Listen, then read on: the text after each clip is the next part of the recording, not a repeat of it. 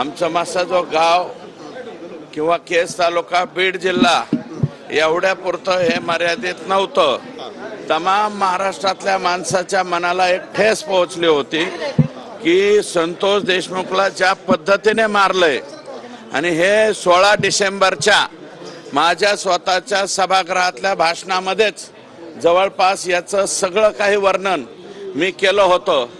बरेचसे लोक म्हणत होते की सुरेश धस जरा अति बोलतायत. मला सुद्धा बोलले की तुम्ही जरा अति बोलतायत. तर मी त्यावेळेस सांगितलं होतं मी अति बोलत नाही.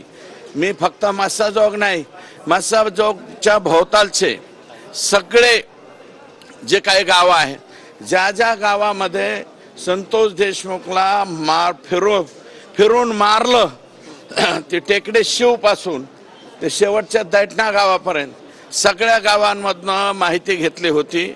आणि कंटिन्यू धनंजय देशमुख, खिंडकर पाहुणे आणि संदीप पाटील केज आणि अनेक आहेत, बालाजी आहे, मी आता सगळ्यांचे नावं सांगणार नाही.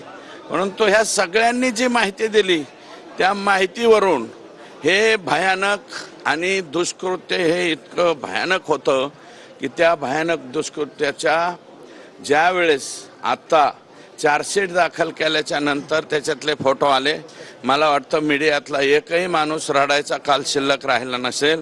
NDTVच्या का कोण त्या लेडी होत्या त्या अक्षरशः ओक्साबोक्शी रडत होत्या.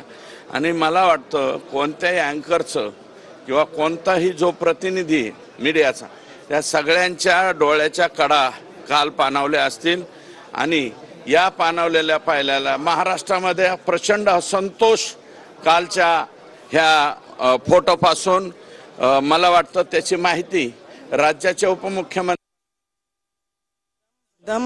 पहिल्या दिवसापासून म्हणजे अगदी घटना 9ला घडली त्याच्यानंतर त्याच्या FIR पासून ते आता यांची विकेट पडण्यापर्यंत, सन्माननीय धनंजय मुंडे यांची विकेट पडेपर्यंत पॉझिटिव्ह आणि ठामपणे खामक्या मुख्यमंत्री काय असतात ते आम्ही पाहिलं.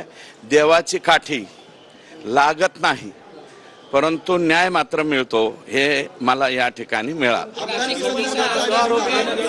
आमदारकीबद्दल मी आता लगेच त्या बाबतीत स्टेटमेंट करणार नाही. मी एकच स्टेटमेंट करेल, मी एकच स्टेटमेंट करेल की जे तुमच्या सातपुडा या बंगल्यावरती जी बैठक झालेली आहे, चौकशी म्हणजे SITनं त्याची सुद्धा चौकशी करावी ही माझी मागणी.